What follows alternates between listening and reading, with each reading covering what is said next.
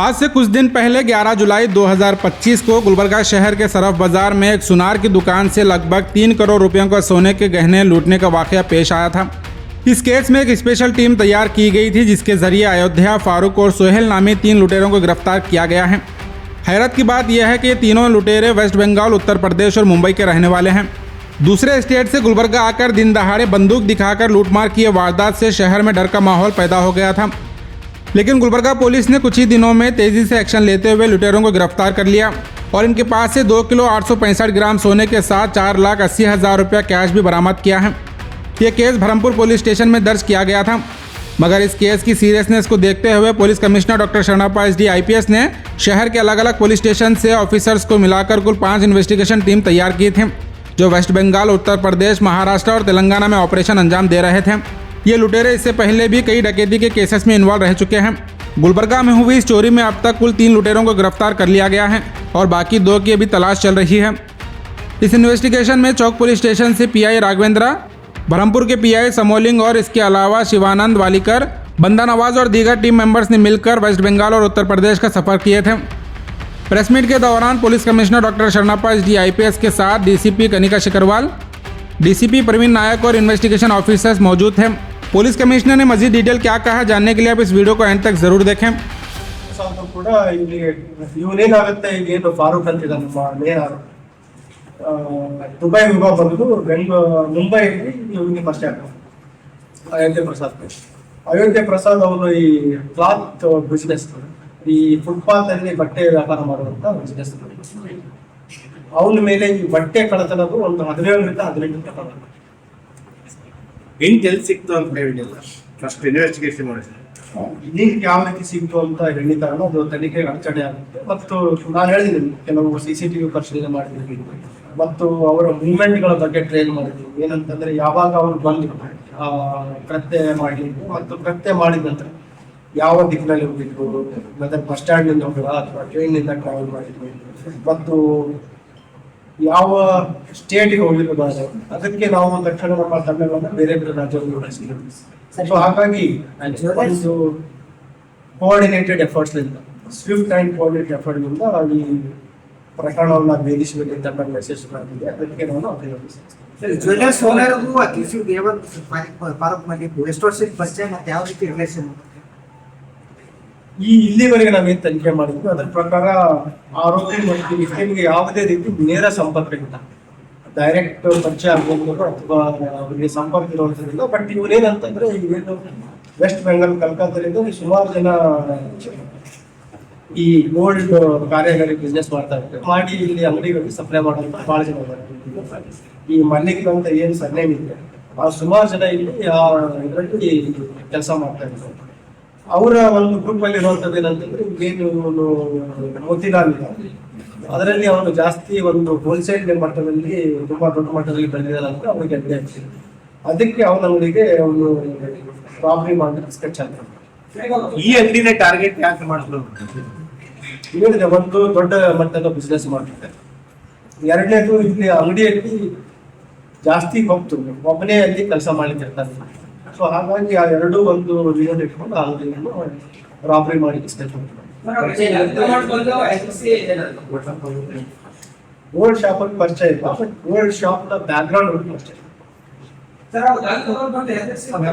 ಆ ವೆಪನ್ ಏನ್ duplicate weapon ಪಿಸ್ತೂಲ್ ಅದನ್ನ ಹೇಳಿದೆ ನಾನು. ಈಗ ಆರೋಪಿಗಳಿಗೆ ವಿಚಾರಣೆ ಮಾಡಿದ ಪ್ರಕಾರ ಪ್ರಾಥಮಿಕ ತನಿಖೆ ಮಾಡಿದ್ರು, ಇನ್ನೂ 2 ಜನ ಆರೋಪಿಗಳು ಸಿಗಬೇಕು. ಅವ್ರು ಇಲ್ಲಿವರೆಗೆ ಹೇಳಿದ ಪ್ರಕಾರ ಒಂದು ಟಾಯ್ ಪಿಸ್ಟಲ್, ಲೈಟರ್ ಗನ್ ತರ ಒಂದು ಅದನ್ನ ಬಳಸಿಕೊಂಡು ಇವರಿಗೆ ಎದುರಿಸಬೇಕಂತ ಪ್ಲಾನ್ ಮಾಡಿದ್ರು ಮತ್ತು ಅದಕ್ಕೆ ಮುಂಬೈಯಲ್ಲಿ ಒಂದು ಕಡೆ ಖರೀದಿ ಮಾಡಿದ ಬಗ್ಗೆ ಅದ್ರ ಬಗ್ಗೆ ಕೂಡ ಹೆಚ್ಚಿನ ಒಂದು ತನಿಖೆ ಸುಮಾರು ಒಂದು 10ರಿಂದ 15 ವರ್ಷದಿಂದ ಅವ್ರ ಪರಿಚಯ ಇದೆ. 10ರಿಂದ 15 ವರ್ಷ ಪರಿಚಯ ಇದೆ. ಮತ್ತು ಇವನೇನು ಅಯೋಧ್ಯೆ ಪ್ರಸಾದ್ ಇದ್ದಾನೆ, ಅವನ ಹೆಂಡತಿಗೂ ಹಾರ್ಟ್ ರಿಲೇಟೆಡ್ ಪ್ರಾಬ್ಲಮ್ ಇದೆ. ಸೊ ಅದಕ್ಕೆ ಇಲ್ಲಿ ಇನ್ನು KBN ದರ್ಗಾ ಬರುವಂಥದ್ದು ಮತ್ತು ಇವನು ಈ ಒಂದು ಅವಕಾಶ ಹೇಳಿದ ತಕ್ಷಣ ಅವನು ಆಸ್ಪತ್ರೆ ಖರ್ಚಿಗೆ ಕೂಡ ಆಗುತ್ತೆ ಅಂತ ಹೇಳಿ ಅಪರಾಧ ಮಾಡಲಿಕ್ಕೆ ಈಗ ಅಂಗಡಿ ಮಾಲೀಕ ನಿಮ್ಮನ್ನೇ ದಾರಿ ತಪ್ಪಿಸಲು ಪ್ರಯತ್ನ ಪಟ್ಟಾಗ ಕೂಡ ಅವ್ರು ಯಾವ ಅಂಗಡಿ ಮಾಡಿ ಏಳನೇ ಶಾಪ್ ಮಾಲೀಕ ಹೆಂಗೆ ದಾರಿ ತಪ್ಪಿಸ್ತಾರೆ? ಅಂದ್ರೆ ಹೆಚ್ಚಿಗೆ ಕರ್ತನಾಗಿ ಗೊತ್ತಿದ್ರು ಕೂಡ ಒಂದು ಶಾಪ್ ಇದ್ದಿದ್ದು ಕೂಡ ಬರೀ 805 ಗ್ರಾಮ್ ಕರ್ತನಾಗಿ ಬರಡೆ ಆಗಿದೆ ಅಂತ ಹೇಳ್ತಾನೆ. ಅಲ್ಲ, ಅದನ್ನೇ ಹೇಳಿದೆ ನಾನು.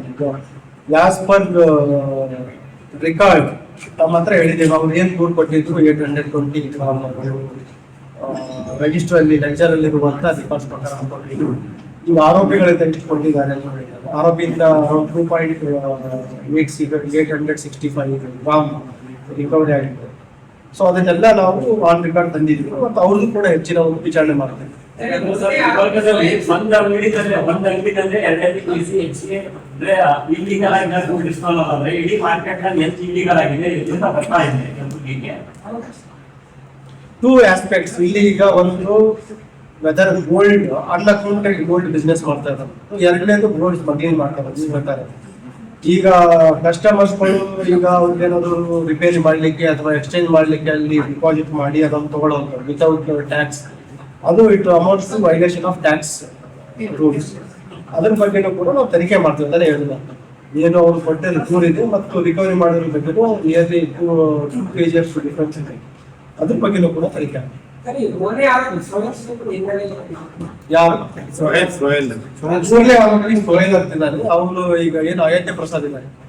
ಅಯೋಧ್ಯೆ ಪ್ರಸಾದ್ ಅವನು ಅಪರಾಧ ಮಾಡ್ಬೇಕಾದ್ರೆ ಇನ್ನೊಬ್ಬ ಬೇರೆ ಸಹಚರ ಜೊತೆ ಪ್ಲಾನ್ ಮಾಡಿದ್ರು. ಅವನು ಯಾವಾಗ ಬರ್ಲಿಕ್ಕೆ ಆಮೇಲೆ ಬೇರೆ ಕೆಲವು ಸಹಚರ ಜೊತೆ ಇಲ್ಲಿ ಬಂದು ಅಪರಾಧ ಮಾಡ್ತಾರೆ. ಈ ಸೋಹೇಲ್ ಮೇಲೆ 2 ಪ್ರಕರಣ ಇದೆ. ಮೊಬೈಲ್ ಕಳ್ಳತನ ಮಾಡಿರೋ 2 ಪ್ರಕರಣ. ಅದು 2016-17 ಆಗಿ ಮಾಡ್ತಾ ಪ್ರಕರಣ ಮುಂಬೈ. ನೀವು ಇದಾರೆ 5 ಜನ ಸರಿ ಪ್ರಕರಣ. ಈಗ ನಮ್ಮ ತನಿಖೆ ಪ್ರಕಾರ ಟೋಟಲ್ 5 ಜನ. ಈ ಆರಂಭ ಹಂತದಲ್ಲಿ ನಾವು CCTV ನೋಡಿದ ಅಂಗಡಿಯಲ್ಲಿದ್ದು 4 ಜನ ಅಂತ ಇತ್ತು. ನಮ್ಮ ಟೀಮ್ಸ್ ಕಲೆಕ್ಟ್ ಮಾಡಿರೋ ಎವಿಡೆನ್ಸ್ ಪ್ರಕಾರ 5ನೇ ಆರೋಪಿ ಬಗ್ಗೆ ಪತ್ತೆ ಆಗುತ್ತೆ. ಅವರು ಮಾಸ್ಟರ್ ಮೈಂಡ್ ಅಂತ ಗೊತ್ತಾಗುತ್ತೆ.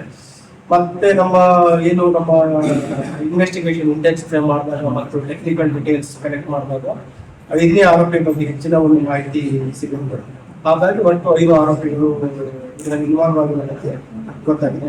Total as of 5 accuse are cash ಎಷ್ಟು